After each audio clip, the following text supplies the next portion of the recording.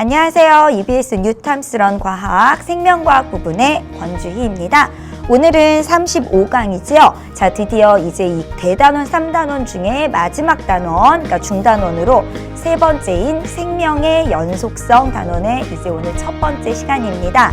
자, 아마도 학교에서 그 생물 전공하신 선생님들이 가르치실 때에는요, 아마 이 단원을 굉장히 중요하다라고 말씀을 하실 거예요. 자, 이제 이 부분은요, 현대생물학에서 굉장히 강조하고 있는 그러한 파트이고요. 이제 이 부분은 특히 뭐 예를 들어 논술이라던가 이제 이런 부분에서도 굉장히 많은 소재로 다뤄지고 있는 그러한 내용입니다. 생명의 연속성이라 함은 그야말로 이제 대대로, 그죠? 세대를 계속 이렇게 거듭하면서 연속적으로 뭔가가 흐른다. 바로 어떤 개념을 얘기하는 걸까요? 바로 유전 개념을 얘기하는 것입니다. 아마도 여러분들 중학교에서 뭐 멘델이라는 등 그죠? 뭐 유전자, 염색체 뭐 이런 얘기 들어보셨을 줄로 아는데요. 바로 그러한 유전이라는 개념과 밀접한 관련이 있는 그러한 단원의 첫 번째 시간이라고 생각하시면 되겠습니다. 자, 그러면 오늘부터 굉장히 이제 중요한 내용이 시작되는데요. 자, 오늘 공부하실 중요한 개념들은 어떤 것들이 있나? 오늘 공부할 내용 살펴보겠습니다. 자, 우리 이제 대단원 3단원이고요. 생명의 진화라는 단원이죠. 거기에 이제 중단원으로는 세 번째 생명의 연속성이라고 아까 말씀드렸고요. 자, 이제 오늘은요, 요 중단원에서는 유전자와 염색체 그리고 DNA 복제라고 되어 있는 소단원 위주로 공부를 하겠습니다. 여러분들 교재는 144쪽에서 148쪽까지 그리고 기본 문제 그리고 오늘은요, 실력 문제에서도 한 문제 정도 풀어볼까 합니다. 자, 미리 안 풀어오셔도 전혀 상관이 없고요. 자, 그렇다면 오늘 공부하실 내용은 어떤 것들이 있는가? 크게 5꼭지 정도 됩니다. 굉장히 기본적인 이 유전에 관한 개념들이 많이 소개가 되고 있는데요. 먼저 가장 기본적인 거죠. DNA, 유전자, 염색체의 어떤 관계라든가 아니면 정확한 개념 요거 이제 공부하실 거고요. 그 다음에 이제 요 단어는 굉장히 많은 용어들이 나오는데요.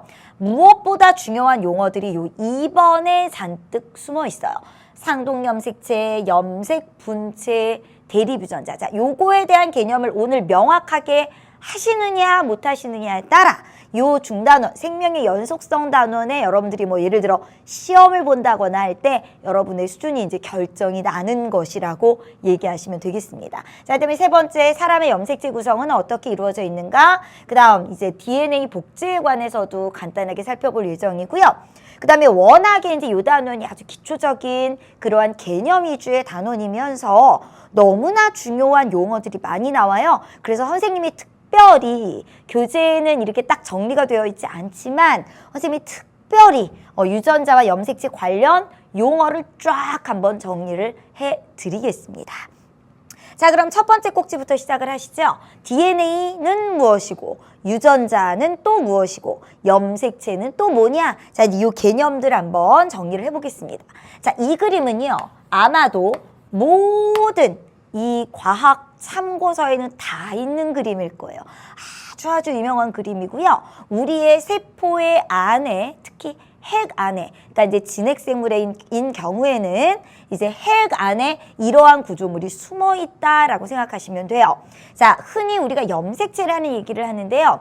자, 요것이 구성되기까지의 그 내부 구조가 쫙 지금 여기 펼쳐져서 그림이 나와 있습니다. 자, 그럼 작은 단위부터 시작을 해볼게요. 자, 요게 지금 뭐냐면 우리가 이미 공부하셨던 생명체를 구성하는 기본 물질 하실 때 핵산에 대해서 이미 공부를 하셨죠?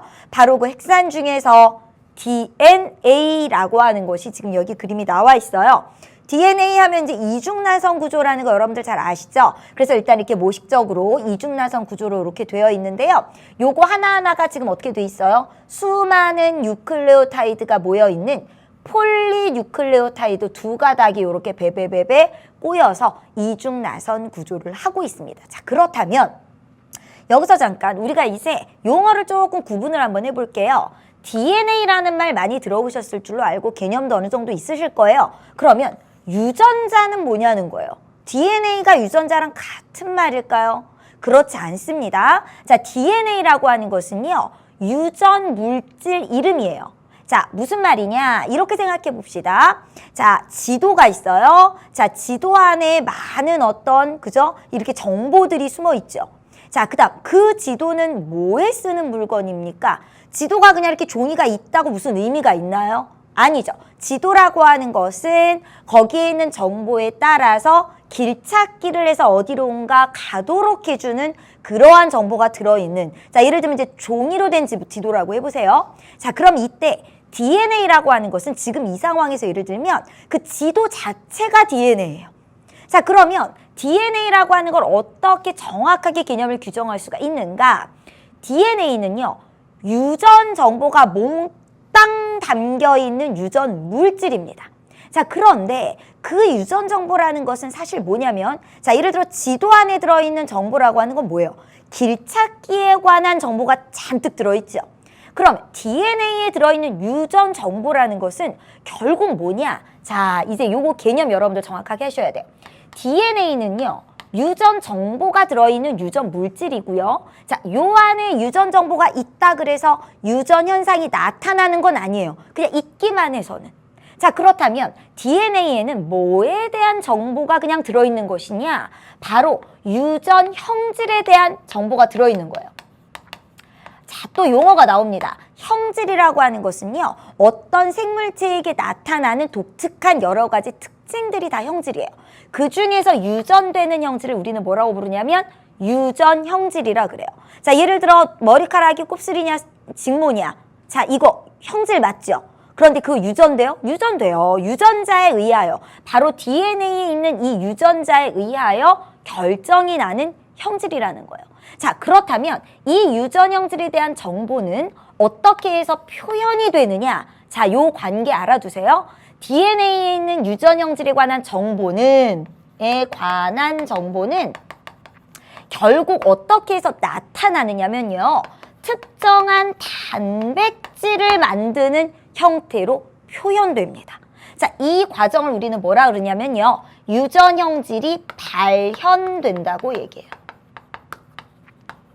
형질이 나타나려면 반드시 그 유전 정보에 따라서 독특한 단백질이 만들어져야 돼요. 머리카락을 곱슬이도록 하는 단백질, 머리카락을 직모이도록 하는 단백질.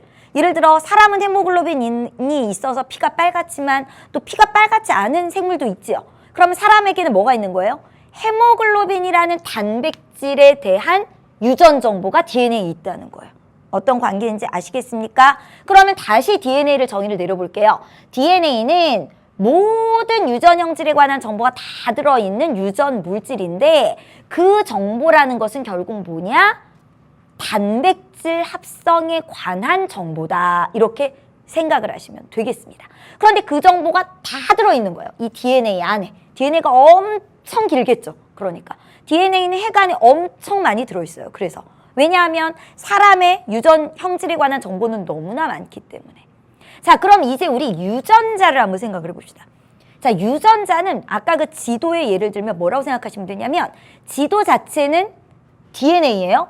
그러면 유전자는 뭐냐? 그 지도에 그려져 있는 여러 가지 정보 암호들 있죠. 뭐 등고선도 있고요. 바다에 관한 어떤 그죠? 이렇게 파란색으로 색칠이 되어 있다거나, 국도 표시는 어떻게 되어 있다거나, 그러한 여러 가지 그 지도에 써 있는 여러 가지 정보들, 그것들 각각을 뭐라고 부르냐면 유전자라고 생각하시면 돼요. 그러니까 DNA에는요, 특정 단백질에 관한 정보가 담긴 유전자들이 쭉쭉쭉쭉 들어있는 거죠. DNA 안에.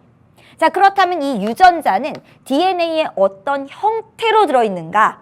DNA가 뉴클레오타이드에 되게 많은 모임이지요. 그런데 뉴클레오타이드가 뭘로 돼 있어요? 인산당 염기.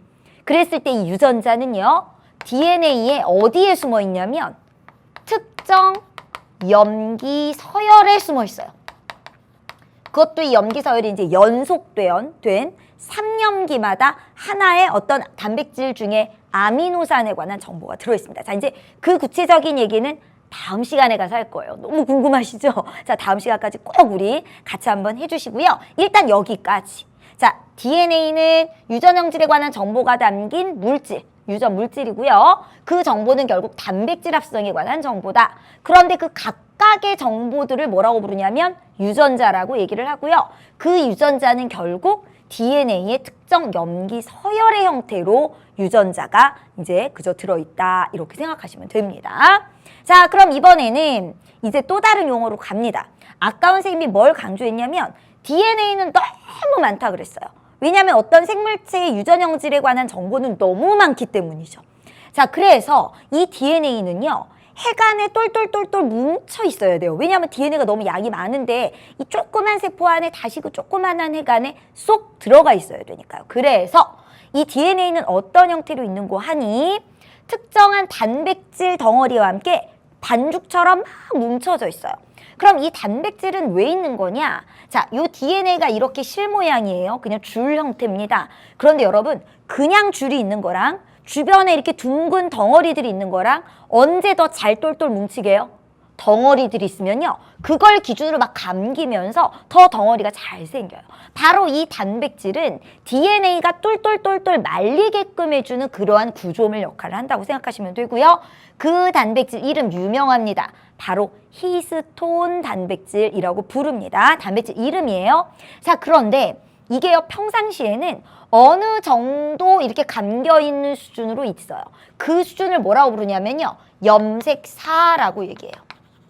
실처럼 이렇게 쭉쭉 펴져 있다 그 얘기입니다. 물론 염색사도요. DNA와 단백질로 똘똘똘똘 뭉친 건 맞아요. 그런데 선생님 왜 이거를 쭉 이렇게 풀려있다고 얘기를 하냐면 이게 더 많이 응축된 상태가 있어요. 그게 바로 뭐냐면 염색체예요. 그래서 염색체는요. 이러한 뚜렷한 형태까지 만들어지게 됩니다. 바로 염색체와 염색사는요. 성분은 똑같아요. 뭐하고 뭐죠?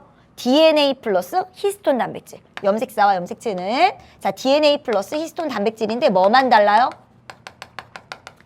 응축의 상태, 즉 이렇게 뭉쳐진 상태만 다른 겁니다. 누가 더 강하게 응축된 상태다?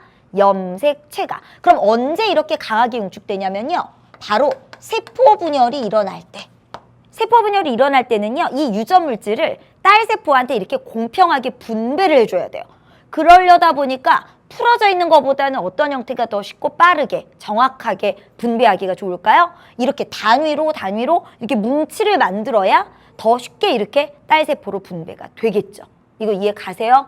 따라서 분열기에는요. 이 풀려져 있던 염색사가 점점 응축돼서 어떤 형태를 갖춘 염색체의 형태를 하고 있다. 요렇게 정리하시면 되겠습니다.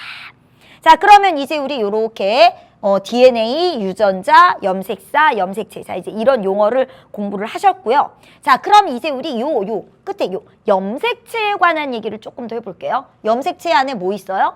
뭐 DNA와 단백질이 있다 이렇게 얘기해도 되고 염색체에는 뭐가 있다고 얘기해도 돼요. DNA의 유전자가 특정 부위별로 있으니까 유전자가 있다고 얘기해도 됩니다. 자, 그렇다면 염색체, 그러니까 그죠? 염색체에는 요 DNA와 히스톤 단백질로 되어 있다고 해도 되고 유전자가 들어있다라고 해도 되겠죠.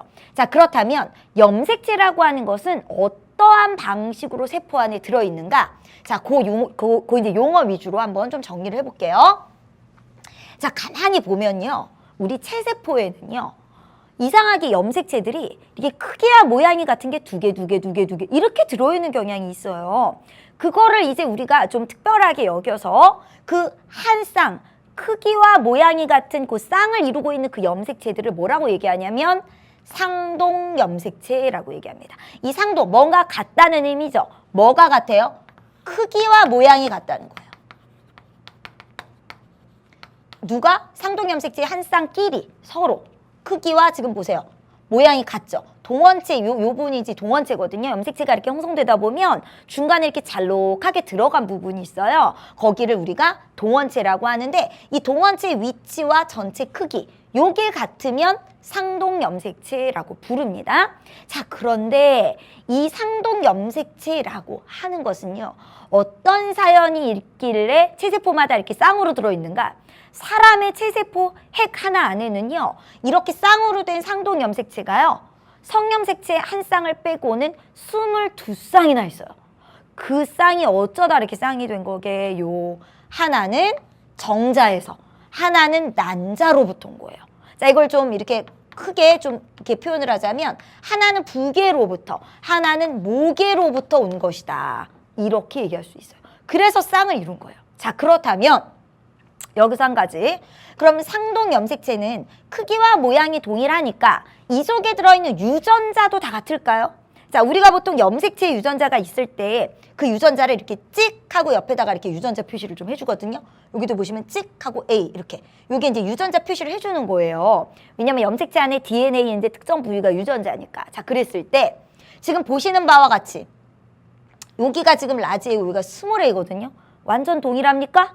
동일하지 않아요. 물론 항상 다르진 않아요. 이렇게 같은 게 있을 수도 있어요. 같은 게 있을 수도 있지만 지금 요건 상도염체가 아니죠. 자, 같은 게 있을 수도 있어요. 그런데요. 항상 같을 수는 없어요. 왜냐하면 염색체 안에 여러 유전자가 있거든요. 여러 유전자가 있는데 생각해 보세요. 정자에 있던 염색체의 유전자와 난자에 있었던 염색체 유전자가 몽땅 같을 수 있을까요? 그러긴 매우 어렵죠. 그죠? 따라서 상동 염색체에는 반드시 동일한 유전자가 있다라고는 볼 수가 없습니다. 그런데 자, 지금 보시다시피 동일하지 않죠? 여긴 라지인데 여긴 스몰 A잖아요. 그런데 하나 더. 이제 우리 요 용어를 좀 알아두셔야 돼요. 대립유전자. 대립유전자라는 건 뭐냐면요. 하나의 형질을 결정하는 이 형질 결정에 관여하는 한 쌍의 유전자예요. 그러니까 이 둘이서 힘을 합쳐서 하나의 형질에 관여한다는 거예요. 예를 들면 콩의 모양을 결정하는 유전자가 있어요. 그럼 콩의 모양이라는 게 하나의 형질이죠. 그거에 라지알과 스몰알 또는 라지알, 스몰알 이렇게 두 개의 유전자가 그 콩의 모양이 나타나도록 하는 유전자가 된다는 겁니다. 하나가 하나의 형질을 결정하는 게 아니라 한 쌍, 즉 두 개가 힘을 합쳐서 하나의 형질을 결정하는 경우가 많다는 거예요. 그 한 쌍의 유전자를 뭐라고 부른다? 대립 유전자라고 불러요. 근데 이게 용어가 되게 어렵죠. 자, 이게 왜 선생님이 어렵다라고 말씀드렸냐면 지금 하나의 형질을 결정한 한 쌍의 유전자니까 약간 협동의 개념이 있어요. 그죠? 동일한 형질에 관여하는 한 쌍이니까 협동을 한다는 의미가 있는데도 불구하고 이름이 뭐예요? 대립. 뭔가 이렇게 싸우고 뭐 이렇게 반대고 막 이런 느낌이 들죠. 자, 이 대립이라는 말은요. 지금 안티의 개념이 아니에요. 반대라는 의미의 대립이 아니고요. 이 대립이란 말이 왜 생겼느냐? 왜 이름을 저렇게 지었느냐? 바로 이 위치 때문에 이름을 대립유전자라고 한 거예요. 자, 무슨 말이냐? 너무 중요한 얘기입니다. 이 하나의 형질을 결정한 한 쌍의 유전자가요. 글쎄, 어디에 어떤 식으로 배열해 있나 살펴보니까 상동 염색체 있죠? 부계에서 하나, 모계에서 하나씩 받았는데 크기와 모양이 같은 요 상동 염색체 같은 자리에 마주보고 있더라는 거예요. 이렇게 마주보고 있더라는 거야. 딱 같은 딱 위치에서. 그래서 대립이에요. 마주본다라는 의미에서의 대립입니다. 자, 여기서 굉장히 중요한 개념이 나왔습니다. 뭐라고요? 대립유전자는 어떻게 위치한다? 상동 염색체의 같은 위치에, 여기서 같은 위치라는 것은 한 자리에 둘이 있다는 게 아니라 상동 염색체 각각 자리인데 이 위치가 같다고요. 그죠? 같은 위치. 그러니까 여기 라지에가 있으면 둘이 대립유전자가 스몰 A가 여기 같이 이렇게 있다면 스몰 A는 이런 데 있지 않다고요. 같은 위치라는 건 이렇게 있다는 거야. 즉 어떤 식으로 표현하면 더 쉬울까요? 마주보고 있다. 자, 여러분 이거 가훈, 급훈 하셔야 돼요. 너무 중요해요, 이거. 완전 중요합니다. 완전 중요해요, 이거. 자, 요거 가지고 여러분들이 생명의 연속성에 많은 문제를 푸시는 거예요. 근데 문제는 뭐냐면 이걸 그냥 외우시면 안 돼요. 영혼 없이 외우시면 안 되고요. 대립유전자가 뭔지, 상동염색체가 뭔지를 뚜렷하게 개념을 갖고 계셔야 돼요. 자, 다시 봅니다. 대립유전자가 뭐라고요? 하나의 형질을 결정하는 한 쌍의 유전자. 상동염색체가 뭐라고요? 크기와 모양이 같은 한 쌍의 염색체. 그런데 어쩌다 쌍이 됐다고요? 하나는 부계, 하나는 모계로부터 물려받은 거예요. 자, 그러면 이제 여기서 한 가지 더 나가봅니다. 자, 뭘 더 나가보냐면요. 가만히 보면 염색체가요. 이런 형태로 있을 때도 있지만 이런 형태로 있을 때도 있어요. 가만히 보면 이거랑 이거는요. 이렇게 한 세트만 더 있을 뿐이고요. 크기 모양이 같아요. 이거랑. 그 다음 이거랑 이것도요. 이렇게 한 세트만 더 있을 뿐이고요. 크기나 모양이 같아요. 자, 이거는 어떤 식으로 우리가 취급을 하냐면요. 이거랑 이거는 같은 걸로 봐요, 그냥. 같은 걸로. 이거랑 이것도 같은 걸로 봅니다. 그럼 이거 둘이 상동염색체면 이거 둘도 뭐예요? 이것도 상동염색체예요.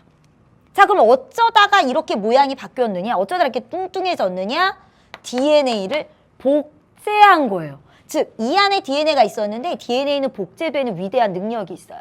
그 복제가 이루어지고 나면 이런 모습이 돼버린다는 겁니다. 그럼 여기서 잠깐 이제 하나의 염색체상에 이렇게 두 가닥, 요 각각을 뭐라고 부르냐? 또 용어가 나와요. 이걸 뭐라고 부르느냐?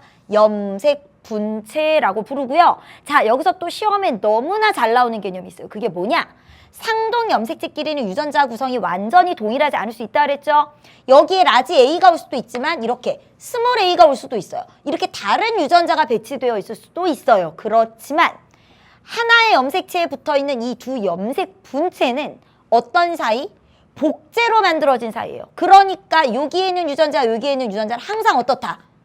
같아요. 염색 분체끼리는 유전자 구성이 동일하고요. 상동 염색체끼리는 동일하지 않다. 요거 조심해 주시기 바랍니다. 근데 자꾸 우리가 상동이라는 이 말 때문에 뭔가 같다라는 느낌이 자꾸 들거든요. 아닙니다. 상동 염색체는 뭐가 같은 거예요? 크기와 모양이 같은 겁니다. 유전자가 완전히 동일한 건 무슨 관계다? 염색 분체 관계다. 자, 여기서 우리 한 가지 연습을 또 해봅니다. 자, 여러분, 이거랑 이거는 무슨 사이라고요? DNA 복제에서 뚱뚱해진 사이예요. 자, 그러면 이게 예를 들어 30kg였던 영숙이라고 해보세요. 그럼 이거는 뭐예요? 60kg가 된 살찐 영숙이에요. 전국의 영숙이들 좀 죄송하긴 한데, 자, 살 빠진 영숙이, 홀쭉한 영숙이가 뚱뚱한 영숙이가 됐어요. 그러면 자, 영숙이가 방학 전에는 이래는 몸무게가 30kg였는데 계약하고 나니까 몸무게가 60kg 됐어요. 그러면 여러분, 우리 반에는 영숙이 한 명이 더 왔으니까 인원수가 하나 느나요? 책상 하나 더 있어야 돼요? 아니에요. 이거 조심하세요. 염색체 수를 셀 때는요, DNA 복제를 해도 같은 수예요. 이거 하나, 이거 하나. 그럼 지금 이 염색체 둘이 복제를 해도 이거 하나, 이거 하나라고요. 이것도 하나, 이것도 하나예요. 뭘 셀 때는? 염색체 수를 셀 때는. 그럼 지금 요렇게 지금 있어요. 그럼 이거는 몇 개라고 세요? 2개라고 세요. 그럼 이렇게 있으면 몇 개라고 세요? 이것도 2개인 거예요. 염색체. 이해가시죠? 이거 조심하시고요. 그런데 뭐는 달라요? 만일 이런 질문을 할 때가 있어요. 자, 지금 염색체 수 따지는 거랑 하나 더 우리가 이제 앞으로 많이 들을 얘기입니다. DNA 양이라는 게 있어요. 물론 상대량이라는 말도 붙입니다. 상대량. DNA 양, 상대량. 자, 이거는 무슨 말이냐면요. 염색체 안에 DNA가 들어있잖아요. 그 DNA의 총양, 즉 몸무게의 개념이에요. 무게 개념. 자, 그러면 요거 하나의 DNA 양이 1이라고 해보세요. 왜 그냥 1이라 그러냐? 단위를 붙일 수가 없어요. 여러분, DNA 양이 뭐 1g 이렇게 셀 수 있을까요? 그렇게 셀 수 없어요. 그래서 상대량이라는 거예요. 변화만 얘기해주면 돼요. 비교만 하면 돼요. 자, 그럼 요거 하나가 DNA 양이 1이면 이거는 DNA 양이 얼마게요? 얼마라고요? 2죠, 2. 이해가십니까? DNA 양은 2배가 돼요. DNA 복제가 돼도. 그런데 조심하실 게 뭐라고요? 염색체 수는 변화하지 않는다. 지금 말씀드린 거 너무너무 중요한 개념이에요. 다시 여러분들 딱 멈추시고 스스로 쭉 한번 대립유전자, 상동염색체, 염색분체, 염색체 수, DNA 양 정리 꼭 해보시기 바라겠습니다.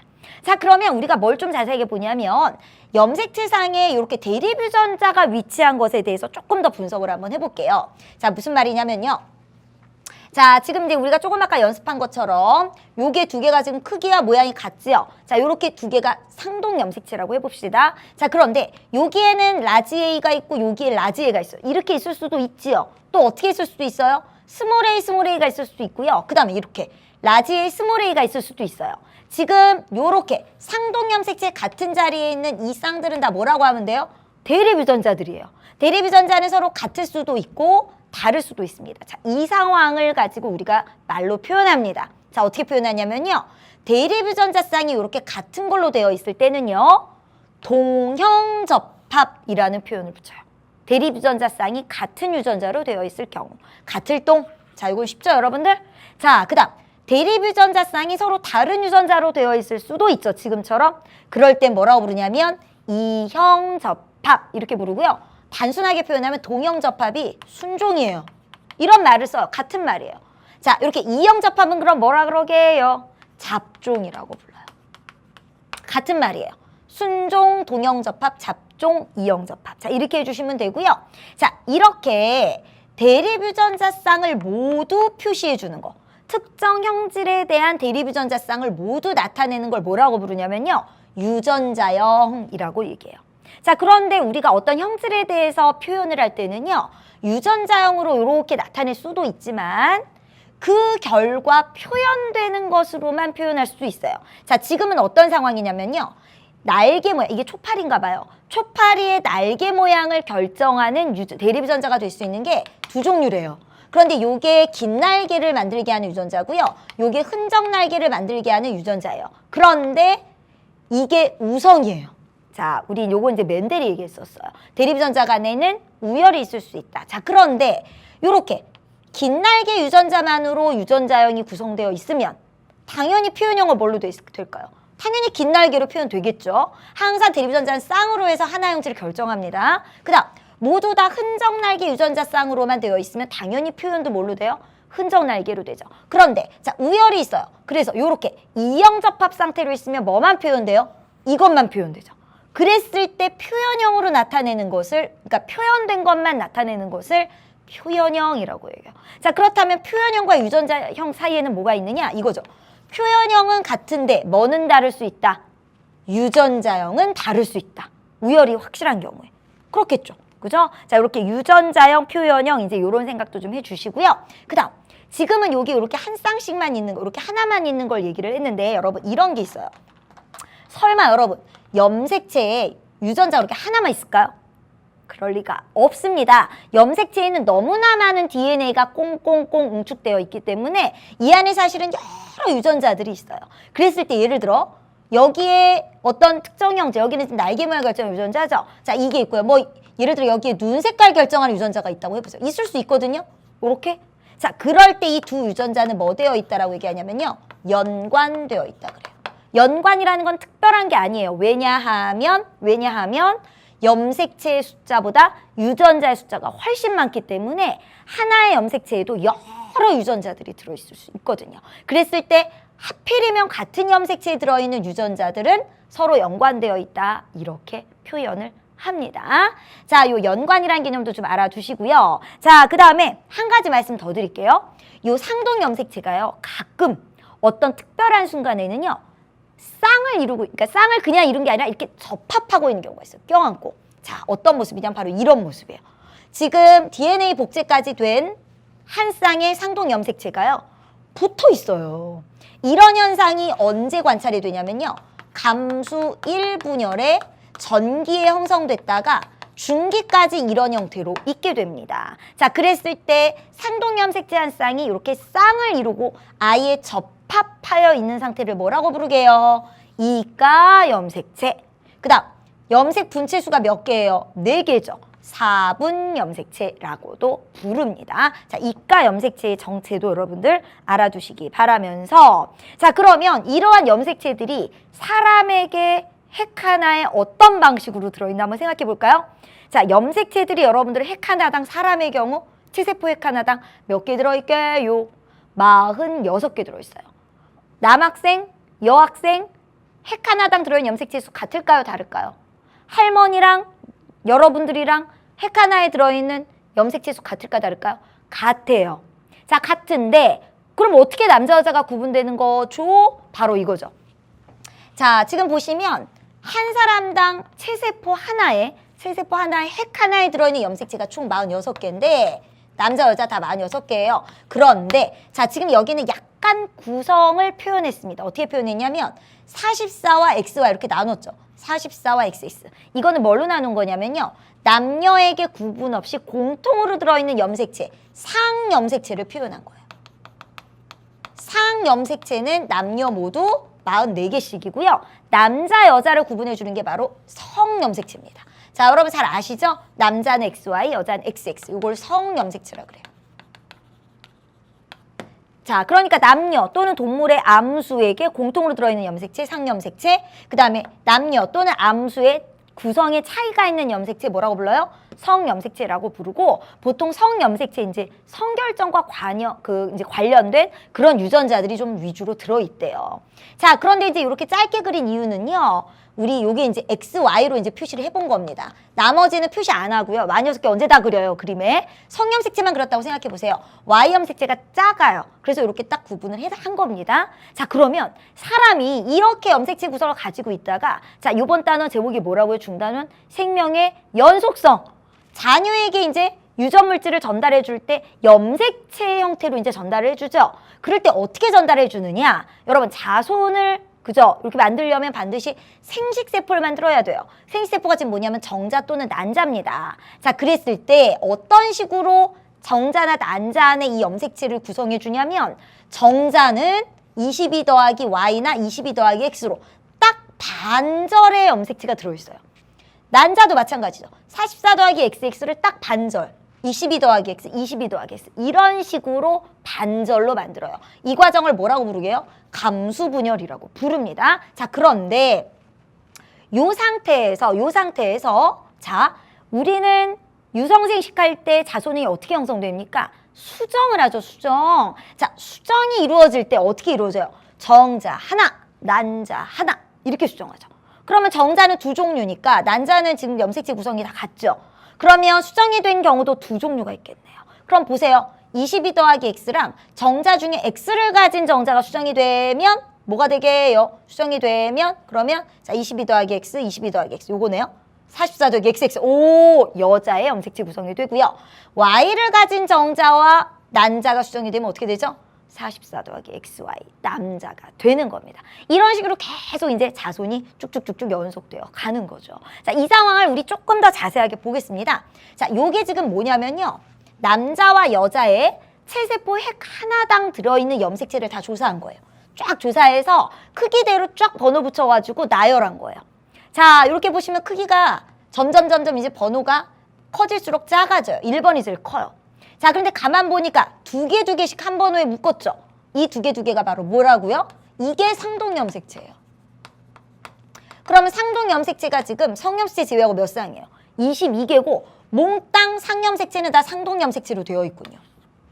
상염색체는 모두 상동염색체로 되어 있어요. 그러니까 이걸 더 구체적으로 얘기하면 1번부터 22번까지만 번호가 있고 곱하기 2라서 44인 거예요. 1번부터 44번까지 있는 게 아니고요. 그렇죠? 그 다음에 성염색체 XY, 성염색체 XX 이렇게 들어있죠. 요거 보고 남녀를 구분할 수 있는 거야. 이거 말고는 남녀가 똑같죠. 구분이 안 되죠. 이거 보고 구분하는 겁니다. Y가 이렇게 작구나. 이건 여러분들 자료에 안 가르쳐도 여러분들이 아셔야 돼요. 한 쌍 남는 게 하나가 작다. 그러면 아, 요게 Y구나. 이렇게 여러분들 눈치를 채셔야 됩니다. 자, 그 다음에 이제 요 상황에서 용어 나옵니다. 자, 용어 뭐 나오냐면요. 이렇게 어떤 체세포에 있는 또는 뭐 핵 속에 있는 염색체들의 숫자와 모양과 크기 이런 것들을 다 합쳐서 뭐라고 부르냐면요. 핵형이라고 부르고요. 지금 이게 뭘 한 거냐면요. 그 핵형을 분석한 결과예요. 그러니까 핵형 분석을 해라. 그럼 뭘 하라는 겁니까? 염색체의 수, 모양, 크기, 구성을 다 분석하는 거예요. 그게 바로 핵형 분석입니다. 지금 이게 핵형 분석한 결과입니다. 핵형 분석이 뭔지 아셔야 되고요. 자, 그 다음에 이제 우리 요거 한번 볼게요. 이게 뭘까요? EN. 자, EN. 자, 요런 표시가 뭐가 있냐면요. N이라는 게 있고 EN이라는 게 있어요. 지금은 둘 다 EN이죠. 자, ENN 이거는 뭘 얘기하냐면요. 상동 염색체의 조합 상태예요. 쌍으로 되어 있으면 EN. 각각이면 N. 즉, 이렇게 하나씩이 있지 않으면 N. 이렇게 지금 보시다시피 쌍으로 다 되어 있으면 이런 세포 뭐라고 불러요? EN이라고 불러요. 자, 그러면 어떤 세포가 N일까요? 지금 이런 세포는 체세포거든요. 어떤 세포가 N이 될까요? 생식세포예요. 자, 예를 들면 여기서 생식세포를 만들어라. 그러면 이제 난자 얘기하죠. 그럼 난자에는 어떻게 들어있게요? 난자는 아까 우리 구성 알죠? 22 더하기 X예요. 이 22가 어떻게 22개예요? 1번부터 11번까지 이렇게 해서 22개가 아니고요. 1번부터 22번까지를 하나씩 가지고 있는 게 바로 난자의 22예요. 그러니까 이게 N이에요, EN이요? N이죠. 상동염색체가 쌍으로 없어요. 즉 1번부터 22번까지가 하나씩만 있는 상태라고요. EN이라는 건 두 개씩 다 쌍으로 있는 거고요. 더하기 X 이렇게 있는 겁니다. 요게 N이에요. 그러니까 생식세포의 요 그저 표현 염색체 수는 N으로 표현하고요. 체세포는 어떻게 나타낼 수 있다? 상동염체가 쌍으로 있으니까 EN으로 나타낸다. 요렇게 정리하시면 되겠습니다. 자, 그러면 우리 지금 이 염색체를 보세요. 이거는 이미 뭐가 된 상태다? 원래는 이랬는데 DNA 복제를 해서 이렇게 그죠? 염색 분체 2개짜리가 됐죠? 자, 도대체 그 DNA 복제라는 건 어떻게 하는 건가? 한번 살펴보도록 하겠습니다. 자, 먼저 DNA 구조는 이렇게 생겼어요. 이거는 이미 예전에 30강에서 봤습니다. 자, 이거는 뭘 지금 특별히 나타냈냐면 안쪽에 있는 염기의 배열 상태를 나타냈어요. 자, 염기는 우리 상보적 염기라는 게 있는 거 아시죠? 아데닌은 티민과 사이토신은 구아닌과 따라서 한 가닥, DNA가 이중나선인데 한 가닥의 염기 순서만 알면 나머지 모두 알 수 있어요? 나머지 가닥의 염기 순서도 쭉 알 수 있어요. 그러면 DNA 복제라는 거는 뭐냐? 이 세트가 하나가 또 생기는 거잖아요. 자, 그럼 어떻게 복제가 되느냐? 자, 이게 지금 DNA 복제 과정이에요. 자, 가만히 이 과정을 한번 째려보세요, 여러분들. 자, 이중나선이 있었어요. 그런데 어떻게 돼요? 풀려요. 이게 좀 풀렸죠, 이중나선이. 그리고 각 가닥별로 새로운 가닥이 만들어지고 있어요. 이 지금 붉은색으로 되어 있는 이게 지금 새로 만들어지는 거예요. 그러고 났더니 새로 만들어지고 이게 쫙 펼쳐지면서 요렇게가 하나.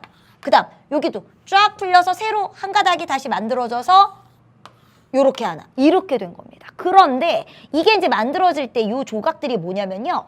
뉴클레오타이드들이에요. DNA 뉴클레오타이드. 근데 뉴클레오타이드가 어떤 식으로 쭉쭉쭉쭉 와서 붙냐면 이 한 가닥에 들어있는 염기에 상보적 염기를 가진 뉴클레오타이드들이 쭉쭉쭉쭉쭉쭉 와요. 여기도 마찬가지예요. 원래 가닥, 이걸 뭐라고 부르냐면 주형 가닥이라고 불러요. 주형 가닥에 대한 상보적 염기를 가진 뉴클레오타이드가 쭉 연결되면서 이렇게 딱 만들어지는 거죠. 자, 그러면 만들어진 결과를 보세요.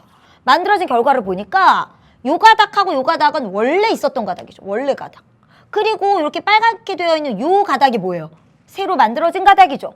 그러고 보니까 DNA 복제의 결과물을 보면 반은 원래 거고 반은 새 거네요. 그래서 이 DNA의 복제 과정을 뭐라고 부르냐면 반만 보존한다. 원래 거가 반은 보존되는 복제다.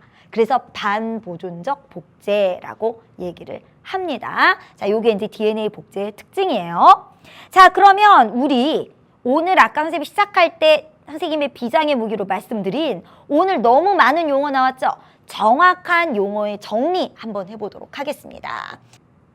자, 우리 형질부터 시작할게요. 맨 처음에 얘기했죠? 키, 피부색과 같이 한 개체에게 나타나는 여러 가지 특징 중에 유전되는 게 있다면, 즉 유전자에 의해서 나타나는 게 있다면 그건 무슨 형질?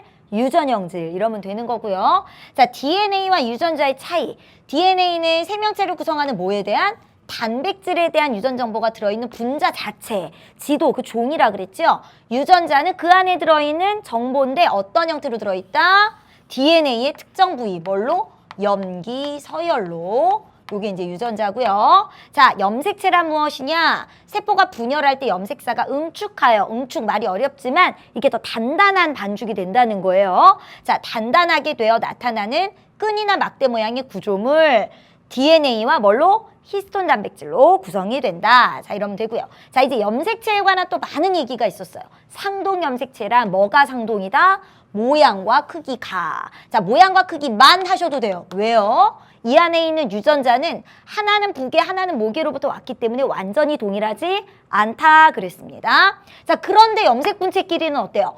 복제로 형성되었기 때문에 염색 분체끼리는 어떻다? 유전 정보가 동일하다. 자, 일단 이가 염색체는 뭐예요? 상동 염색체가 커플을 이루고 딱 붙어있는 상태, 그거를 이가 염색체 또는 사분 염색체라 한다 그랬고요. 자, 대립유전자, 상동 염색체와 대립유전자의 관계 너무 중요하다고 아까 말씀드렸는데 일단 상동 염색체 정의는 했고요. 대립유전자 뭐라고요? 이름은 대립이지만 실제로는 동일한 종류의 유전형질에 관여하는 한 쌍의 유전자라고 했습니다. 협동하는 거예요, 결국에는. 그런데 왜 대립이죠? 상동 염색체의 동일한 위치에 마주보고 있기 때문에. 자, 그럼 생각해 보세요. 상동 염색체에서 아까 선생님이 뭘 강조했냐면 하나는 목에로부터 하나는 북에로부터 온 거랬죠. 그런데 거기에 각각 대립유전자가 이렇게 그죠? 하나씩 하나씩 들어있으니까 결국 대립유전자도 어떻게 온 거예요? 하나는 북에 하나는 목에로부터 온 거라고 볼 수 있죠. 그게 같을 수도 있고 다를 수도 있는 겁니다. 같으면 뭐라고요? 동형접합, 다르면 이형접합 이렇게 부르는 거죠. 대립유전자는 상동염색체의 동일한 위치에 마주보고 있다. 아까 그 뿐이라 그랬어요. 다시 한번 정리해 보시고요. 자, 그다음에 유전자형과 표현형의 차이. 유전자형은 그 형질이 나타나게 하는 대립유전자를 다 표시해 주는 것. 이렇게 표시하면 이제 두 가지 형질인가 봐요. 그죠? 그럼 이제 이렇게 다 나타내 주는 거고요. 표현형은요. 그 결과, 이 안에서 우열을 다 따져서 겉으로 나타나는 것, 관찰되는 외형적인 특징. 요러면 이제 라지알, 그죠? 요러면 이제 라지알, 라지와 이런 식으로 이제 표현을 해주는 겁니다. 뭐 둥글다, 주름지다, 뭐 둥글고 황색이다, 뭐 그죠? 그런 식으로. 연관, 아까 잠깐 선생님이 말씀드렸는데 뭐라고요? 염색체의 숫자보다 유전자의 숫자가 훨씬 많기 때문에 어떤 상황이 벌어질 수밖에 없다. 하나의 염색체 안에 많은 유전자들이 들어있을 수 있다. 그런데 하필이면 같은 염색체에 같이 들어있는 그 이제 유전자들은 뭐 되어 있다고 한다? 연관되어 있다라고 하고요. 조금 더 용어를 확장시켜 보면 하나의 염색체에 연관되어 있는 유전자들의 무리를 연관군이라고도 얘기합니다. 그러니까 같은 염색체에 들어있는 유전자들의 그룹, 그것을 연관군이라고도 해요. 자, 핵형 분석은 뭐 하는 겁니까? 핵형이라는 거를 일단 설명해야죠. 핵형이 뭐예요? 세포에 들어있는 염색체, 형태, 크기, 수 이런 모든 특징을 우리는 핵형이라고 하는데 그걸 분석하는 걸 뭐라 그런다? 핵형 분석이라고 얘기한댔죠. 자, 그 다음 염색체 수를 표현하는 방식. N, EN 이런 게 있어요. 자, 상동엽체가 쌍으로 존재하는 체세포에는 일반적으로 염색체 수를 어떻게 표현할 수 있다? EN 이렇게 표현할 수 있어요. 그럼 사람은 어떻게 표현하면 되냐면요. EN 해놓고 총개수 46 이렇게 쓰면 돼요. 자, 그런데 우리 정자나 난자와 같은 생식세포에는 하나씩만 있어요. 상동엽체가 쌍으로 없어요. 왜냐하면 감수 분열할 때 다 헤어졌기 때문에. 그럼 뭐라고 쓴다고요? N. 그러면 요런 체세포로부터, 그러니까 요런 체세포를 가진 사람의 생식세포에는 어떤 방식으로 들어있는 거죠? N이고 반, 그러니까 뭐죠? 23 이렇게 들어있게 되는 거죠. 자, 반보존적 복제라는 것은 DNA의 복제 방식을 표현하는 거죠. 왜 이름을 반보존적 복제라고 했나요? DNA가 이제 두 가닥인데 그것을 각각 주형으로 해서 그 주형 가닥에 대한 상보적 염기를 가진 새로운 가닥을 합성함으로써 결국에는 DNA 이중 나선 새로 생긴 게 있다면 둘 중에 한 가닥은 원래 거, 또 다른 한 가닥은 새로 만들어진 거다. 그래서 반은 원래 것을 보존한 복제다. 그래서 반보존적 복제라고 부른다라고 했습니다. 자, 그러면 이제 우리 오늘 내용은 여기까지고요. 우리 이제 문제 풀면서 좀 정리해 보는데 오늘은요. 실력 문제도 한번 풀어보기로 했지요. 자, 실력 문제라고 그래서 막 그렇게 어렵지 않거든요. 자, 여러분들 153쪽에 있는 실력 문제 1번 한번 가보겠습니다. 이 그림 아까 봤죠? 우리 시작할 때 제일 처음 여러분께 오늘 소개한 그림이었는데요. 좌우가 샥 바뀌었어요. 아까는 DNA가 이쪽에 있었고 염색체가 저쪽에 있었는데, 그죠? 뭐 그렇게 그리나 이렇게 그리나, 그죠? 여러분들 다 이해하시죠? 자, 뭔가 이렇게 이중나선 구조로 되어 있어요. A가 바로 뭡니까? DNA 이러면 되고요. 자, DNA가 요게 뭐죠? 히스톤 단백질과 함께 베베베베베 꼬여있는 상태. 일단 여기까지는 뭐 염색사라고 하고요. 이 염색사가 세포 분열을 할 때 응축이 됐어요. 그걸 뭐라 그러죠? 염색체.